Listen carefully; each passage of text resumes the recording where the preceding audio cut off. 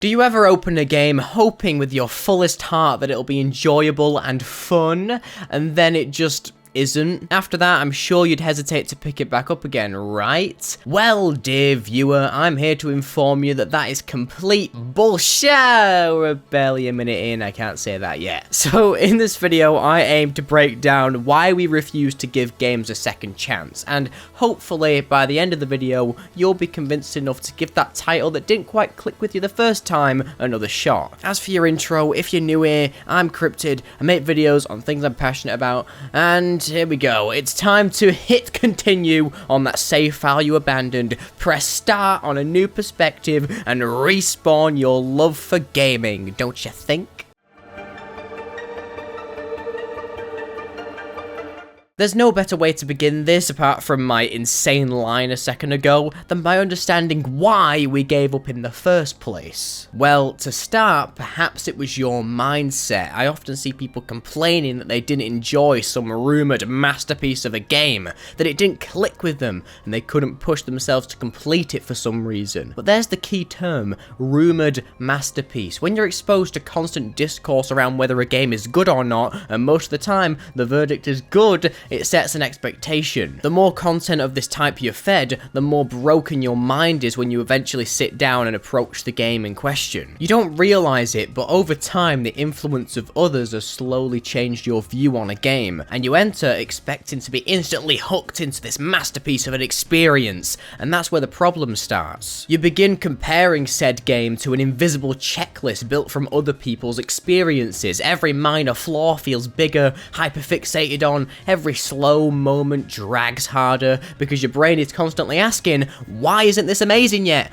What is going on? It's not that the game itself is bad, it's that it's failing to meet the insanely high bar you've locked in place for it. A bar that you didn't even set for yourself. Think about it, the more people tell you, this game changed my life, the less room you have to form your own opinion. You're not experiencing a game. No, that's boring, you pathetic little idiot. You're running diagnostics on this bad boy. Is the story as deep as they said? Is the gameplay as smooth? Are the characters really that well written? And when the answer inevitably is kinda but not really, the entire experience feels tainted. It's the equivalent of biting into a burger everyone hyped up as the best meal you'll ever eat, only to realize it's fine. You're so Portuguese. Not bad, not amazing, just fine. And fine feels like a betrayal when you were promised perfection. Though, guess what? That disappointment doesn't come from the game itself. It comes from the expectation you carried into it. Positive discourse, it's great, awesome, it drives people to try things they never would have considered otherwise, but it also distorts your perspective. And if it doesn't hit within the first hour, brain off, game closed, on to the next. It's a vicious cycle. First you expect perfection, then when the game inevitably shows its cracks, because let's face it, every game has its cracks, you start hyperfixating. Tiny flaws you'd normally brush off become massive red flags. Maybe the tutorial feels sluggish, maybe the dialogue isn't as snappy as you expected, maybe the graphics aren't quite as jaw-dropping as the game trailers made them seem. Well, no, that's totally the developer's fault. Blizzard! Anyway, and because your brain is already primed for disappointment, those flaws don't just sit quietly in the background waiting for their mum to pick them up from reception, they take full center stage. You know what? I've got another analogy. It's like trying to enjoy a concert while someone whispers, the audio quality is kinda bad, in your ear the entire time. You can't unhear it. Every moment becomes a reminder that this experience isn't quite living up to the hype, and once you fall into that headspace, the game, it doesn't stand a chance. What's even worse is how this cycle reinforces itself. The more you notice what's wrong, the harder it becomes to enjoy what's right. The soundtrack could be incredible, the story could be building towards something genuinely powerful, but you won't care. Your mind's already made up. It's a self-fulfilling prophecy. You expect disappointment and you find it. It's an Ouroboros of disappointment, feeding on itself until finally you sigh, Alt F4, and uninstall. And then what? You're convinced the game was overrated, and everyone who praised it must have been blinded by nostalgia or hype. But here's the thing, dear viewer, they weren't. They just played it with an open mind. They didn't scroll in cock in hand expecting perfection. They just walked in ready to experience something flaws and all. And listen, I'm not going to put all the blame on you. It's not entirely your fault. It's still your fault, but it's not entirely your fault. Social media thrives on extremes. A game is either the greatest thing ever made or a complete utter dumpster fire. There's no middle ground, no room for nuance. Every new release is flooded with hot takes, memes, and fan edits designed to amplify the most hype-worthy moments. You'll see clips of the most breathtaking visuals, intense boss fights, emotional cutscenes, all without the context that makes those moments hit. So, what's the solution? Simple. Stop looking for perfection. Stop treating every new game like it owes you a life-changing experience. Go in blind as much as you can. Avoid the endless review vom versus fanboy praise wars. Play the game because it interests you as opposed to just because everyone else says you have to. Because here's the truth, no game will ever live up to the version that exists in your head. Actually, nothing in life will ever live up to the expectation in your head, mate. Not Elden Ring, not Baldur's Gate 3, not Hollow Knight, not Tears of the Kingdom. Tears of the Kingdom was shit. They can only be what they are. Flawed, messy, brilliant, frustrating, and sometimes beautiful experiences. But you'll never see that beauty if you're too busy comparing it to someone else's idea of perfection. So, next time you catch yourself side-eyeing a game for not being the earth-shattering experience the internet promised, take a breath, reset, remember that the people praising it probably didn't fall in love with it immediately either. You know what they did? They gave it time. They let the experience unfold naturally without drowning in expectations. And maybe, just maybe, if you do the same, you'll find the game you almost quit was actually pretty damn good all along. Right, that's sick and all, but I'm not done, you hear? I've got more to say, and I'll be damned if you doubt whether I'm gonna yap along about it for a few more minutes. Alright, so maybe you didn't walk into the game expecting perfection, maybe you managed to dodge the hype cycle, tempered your expectations, and sat down ready to enjoy the experience, but there's another trap waiting for you, good sir. One that's even harder to notice because it doesn't even feel like a problem in that moment. You know what it is? Line break. Overstimulation. It's the modern day gamer's worst enemy, and everyone else's, but half the time, we don't even realize it's happening. Picture this, you boot up a story-driven game. This is my experience, by the way. I do this exact thing. Something atmospheric. Let's go with Red Dead Redemption 2. That's the kind of game that thrives on immersion. Perfect for this point. Let's be honest here, this is a safe space for you little ones that don't just play the game, do you? You've got a podcast running, or a YouTube video on the second monitor, I say while reading the script off my second monitor, or your phone is sitting right there, notifications popping off like fireworks. Fuck off! No, we're not having that. There's always something else going on, isn't there? You know what's just awesome about that? You still think you're experiencing the game. Now, in a way, you are. You know, you're moving through the world, completing objectives, watching cutscenes, all that good stuff, but you're not exactly present. Your attention is split, and the game, something designed to be consumed as a whole sensory experience, by the way, gets shoved into the background like white noise. Now, as I said, I've done this myself more times than I can count. I was probably doing it like an hour before this video. I'll sit down, boot up a new game I've been excited about, and within minutes, my brain goes, this is kind of slow. Let's throw on a podcast to make it less boring, and suddenly I'm half listening to some blonde ass guy talking about his worst moment of the week while mindlessly clicking through dialogue. And without even realizing it, the game becomes secondary to the noise. I'm not engaging with the story, the world building, the character moments. I'm just filling time. And you know what's even worse?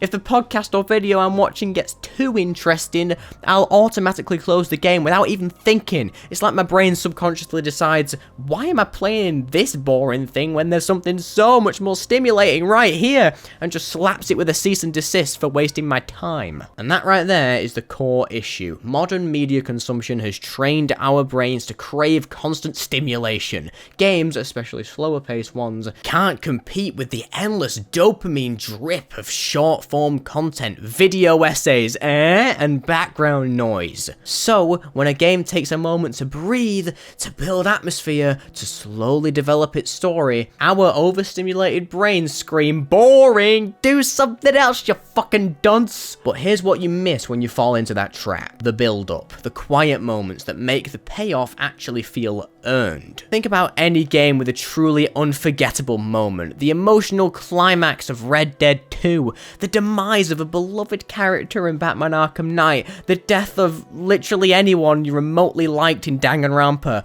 That's a shit example, that's a terrible example. None of these moments would have hit the same if you weren't fully present for the journey leading up to them. But if you're half listening, half watching, half existing while you play, those moments don't land. They can't. It's like reading a book while scrolling Twitter. Of course, the book feels boring. Your brain is constantly comparing it to something faster, louder, shinier. But if you actually turn your phone off, sit down and read, you'll start getting into the story. You'll absorb more information, connect with the characters, and actually care about what happens next. Games work the same way. The ambiance of a world, the sound design, the environmental storytelling, the pacing of why are there so many lists in this script? Why am I listing things over and over again? It's like, but yeah, those things aren't just filler, mate. They're the experience. When you drown them out, you're not making the game less boring. You're stripping it of everything that makes it worth playing in the first place.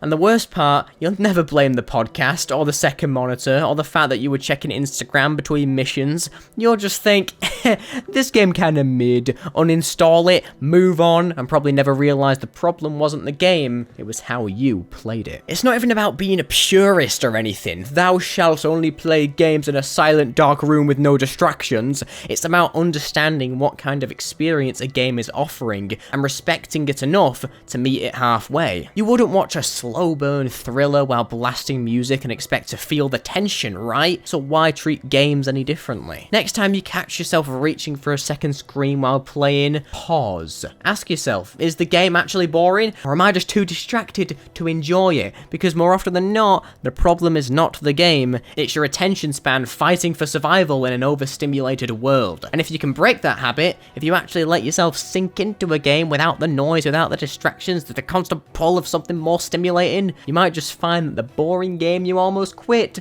was building up to something incredible all along. But obviously, you'll never know if you don't actually pay attention. Alright mate, let's say none of those are the problem. Perhaps there's something more on the horizon, approaching, waiting for its time to strike. Well, actually, this factor isn't as off in the distance as the other ones in this segment. This factor can't even be blamed on any external forces. This one is all about you.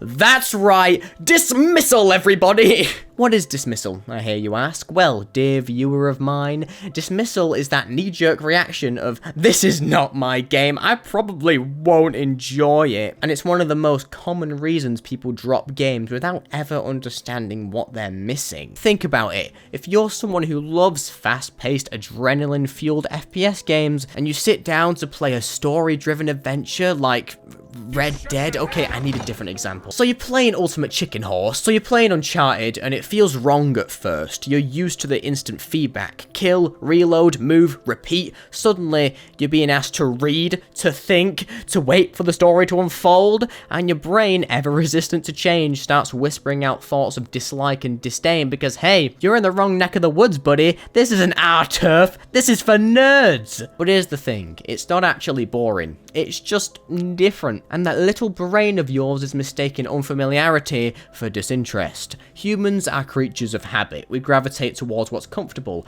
what we know, and what delivers predictable satisfaction. That's why we binge the same shows, me included, listen to the same playlists, and replay the same handful of games for years. It feels safe, comforting, and effortless. But when you step outside of that comfort zone, when you try something that doesn't fit neatly into the genres you're used to, your brain immediately resists. It's like being handed a book in a genre you've never read. Even if the writing's phenomenal, you're still fighting an uphill battle against your own preferences, and that right there is the heart of dismissal. It's not that the game can't be enjoyable, it's that you've already convinced yourself it won't be, purely because it doesn't fit into the mental category of games I like. I've seen it happen countless times. A hardcore Call of Duty player tries The Witcher 3, gets 20 minutes into a dialogue-heavy quest, and nopes out because it's too slow, or a Stardew Valley fan jumps into Hollow Knight, hits the first tough boss, and decides combat games just aren't for me. They're quitting because a game challenges their expectations of what a good game feels like. It has nothing to do with the game being good or bad. But here's the uncomfortable truth. Every single genre you love now, at some point,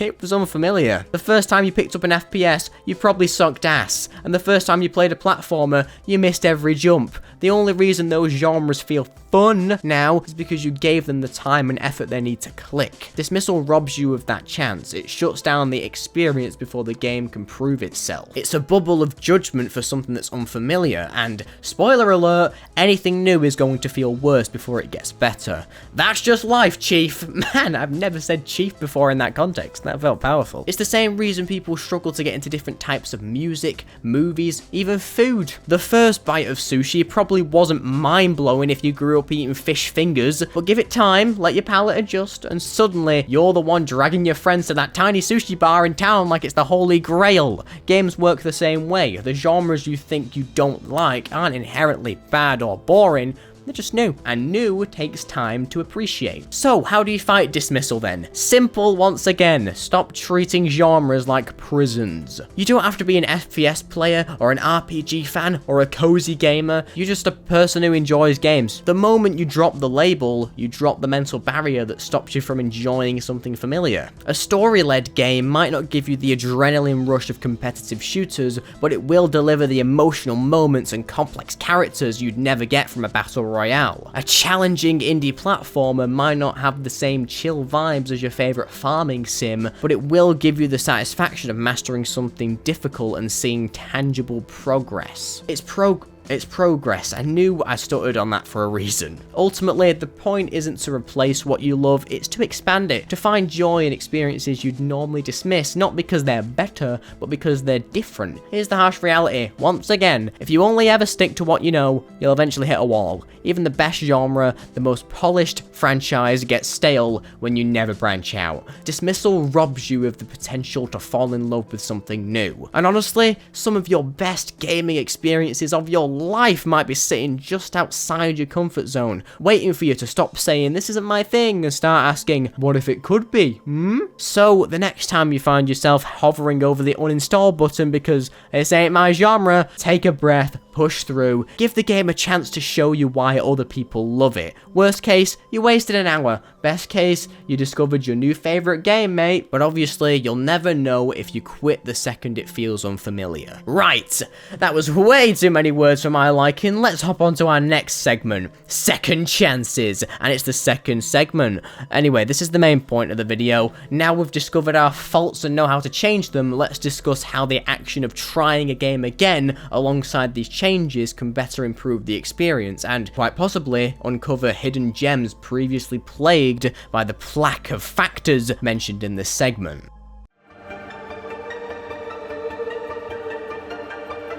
So, you've made it this far, you've dodged the hype trap, silenced the second monitor, and maybe, just maybe, you're thinking, right, fine, maybe I was a little harsh on that game I rage uninstalled last month. Good. That means you're already ready for one of the most underrated tools in gaming, the second chance. But here's the thing, if you're gonna jump back in, don't just pick up where you left off. That's just a mistake. That save file, the one tainted by frustration, distractions, and the looming shadow of unrealistic expectations, delete it. Yes, really, wipe the slate clean, reset your save, start from scratch, because if you're revisiting a game with the goal of actually enjoying it, you need to approach it like it's your first time, not like you're slogging through unfinished homework. Think about it, there were far more important things to attend to than, you know, the game itself. It was all a battle against your own thoughts, never mind the looming threat of a pathetic video game villain. Silence, Brainiac, the maniac in my brain is mad has entered, and he ain't a fad. What a rhyme! Every moment was filtered through a lens of impatience, distraction, or comparison. That cool environmental detail? Missed it because you were watching YouTube. That emotional cutscene? Talked over by a podcast. That subtle piece of foreshadowing?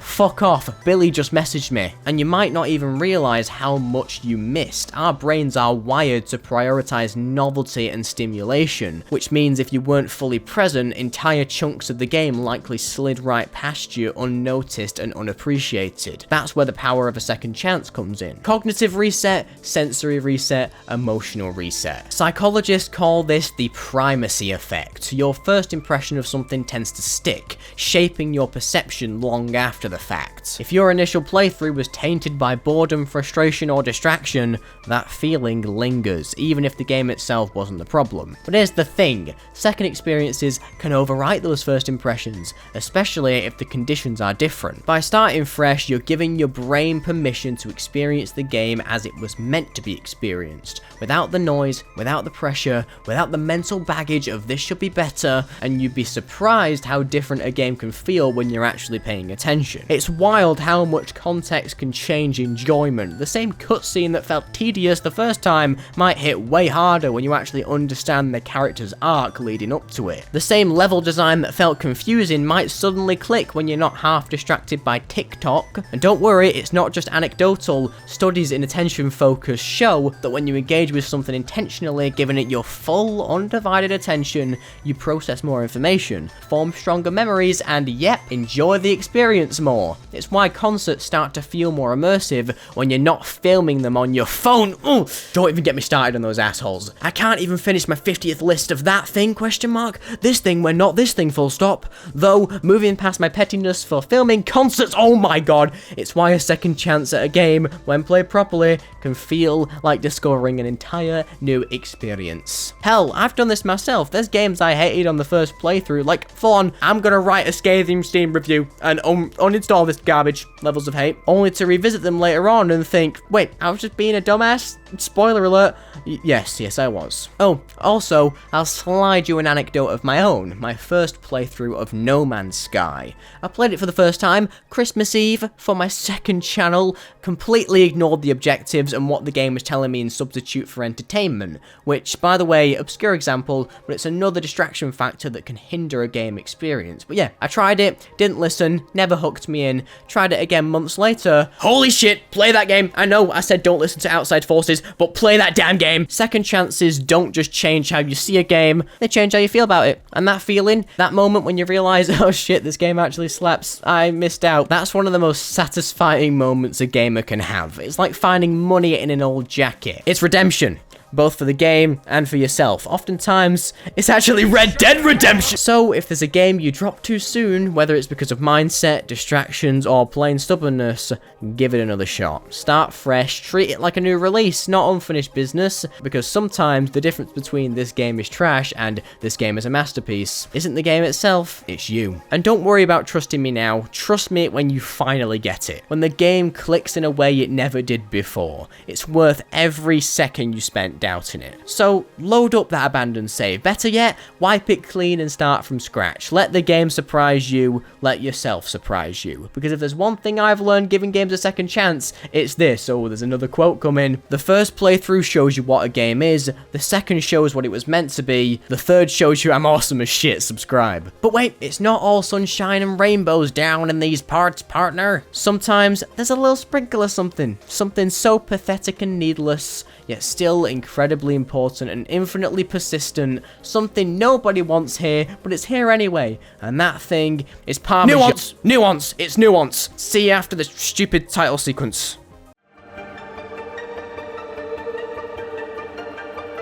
Alright, so I've spent the last however many minutes passionately preaching the gospel of try them again, but here's the twist. Sometimes quitting is the right call. Yep, I said it, sometimes you're not being impatient, distracted, or dismissive. Sometimes the game just isn't for you, and forcing yourself to slog through it like you're grinding a battle pass you don't even want, that's not dedication, that's self-inflicted boredom, my friend. And boredom, that's the real final boss. But here's where nuance kicks in, alright? How do you know when quitting quitting is a healthy decision versus when you're just giving it up because the game didn't spoon feed you dopamine fast enough. Here's a simple rule to get the ball rolling. If booting up a game feels like a chore, you're done. I mentioned before about being open-minded and reducing overstimulation. If you did these things like a good boy, girl, or anyone else and tried the game, the next time you open it and return where you left off, if at that moment things don't seem right, it's a lost cause. You've done everything in your power to enjoy a game, setting the atmosphere, shutting off all your distractions, opening your mind to allow new information and new experiences, yet still nothing? Yeah, mate. That's not gonna cut it. Games are meant to be enjoyed, not endured. If you find yourself staring at the title screen with the same energy you bring to scrubbing a toilet, that's your brain waving a red flag. Mate, this ain't it. And don't get it twisted. Don't confuse this with challenge-induced frustration. Dying 37 times to Malekith the Blackblade, that's soul-crushing, sure, get it, soul-crushing, but yeah, that's straight-up frustration with a purpose. You're still engaged, you still care. But if you're sighing through dialogue, skipping cutscenes, and treating the gameplay like an unpaid internship, that's not a challenge. That's straight up misery. And nobody plays games for misery, unless you're a Dark Souls speedrunner, in which case, what did they say? Godspeed, Godspeed, you masochistic lunatic. Ask yourself this, another thing to ask yourself, by the way. Am I playing this game because I want to, or I feel like I have to? If the only thing keeping you going is, well, I've already sunk 10 hours into this, might as well finish, congratulations, you've fallen into the sunk cost fallacy, something that I made up last video and realised was a real thing. Cheers to my psychology teacher for that one. Okay, psychologists love this one, trust me, psychologists love this. It's the idea that we keep investing in something not because it's rewarding, but because we've already invested. It's why people finish books they hate, it's why bad relationships drag on for years, and it's why you're still trudging through that 60-hour RPG you stopped enjoying at hour 6. But here's the thing, time spent on something unenjoyable, it's already gone. Sunk. Irretrievable. Finishing the game won't make it worth. It will just waste more time. So if you're only playing games because you feel obliged to finish, close it, move on. Nobody's giving you medals for most stubborn completionist, and don't fall for the get good later trap. You know the one, the first 10 hours are slow, but once you hit the second act, it's incredible. Let me translate that for you. It's mid for 10 hours, but eventually Stockholm Syndrome kicks in. Here's the harsh truth. If a game hasn't grabbed you after a reasonable chunk of time, reasonable being relative to the game, you'll sort that out yourself, it's probably not going to. Yeah, sure, Persona 5 takes a few hours to warm up, but if you're 15 hours deep and still waiting for the spark, it's time to call it, because sometimes it gets good later just means you'll eventually lower your standards. Oh, and what about games that just straight up don't respect your time? You know the ones, endless fetch quests, mandatory grinding, arbitrary padding disguised as content. A lot of the time, grinding is the only option. Sometimes there's a pay-to-win element to skip through that whole fiasco. Either way, the game's churning something out of you, time or precious dough, and if a game feels like it's actively wasting your time,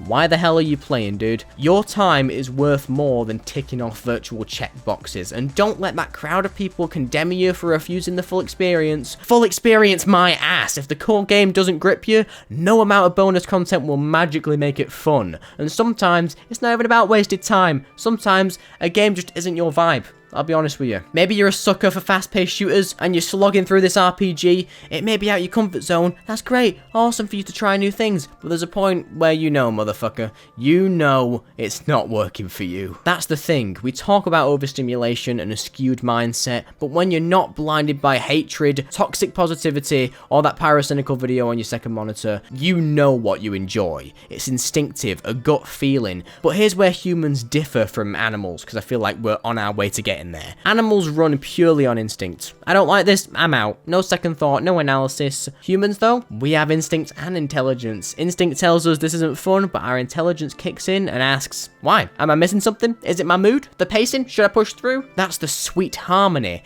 Instinct flags the issue, intelligence investigates it. If you only had instinct, like an animal, you'd quit too soon. If you only had intelligence, you'd overthink yourself into misery. It's when the two work together, when you trust your gut and your brain, that you find clarity. But guess what? Like in a game, it's personal. There's no shame in bouncing off something that just isn't your thing. You're not missing out, you're just being honest with yourself. Gaming culture as a whole loves to romanticize toughing it out, finish the fight, beat the boss, get good if you're older than 35. But quitting? That's self-awareness, if anything, because the goal of playing games isn't to prove your endurance, it's to enjoy yourself, to escape, to experience something cool for once. If a game isn't delivering that, Jog on, you bastard. there are thousands of other games to play out there, ones that will click, ones that will respect your time, ones that will make you excited to hit play instead of, ugh, yes, I should finish this. So here's my advice. If you're still curious, give it a second chance. But if you've done that and the spark still isn't there, quit.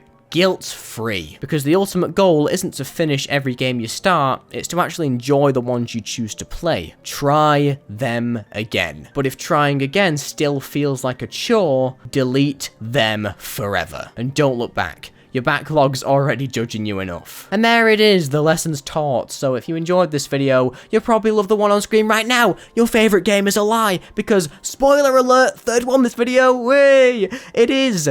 The video is just like this one, sharp, funny, and weirdly philosophical. So check it out, and yeah, as always, stay positive. Thanks for sticking around for my absurd commentary style. And yeah, goodbye.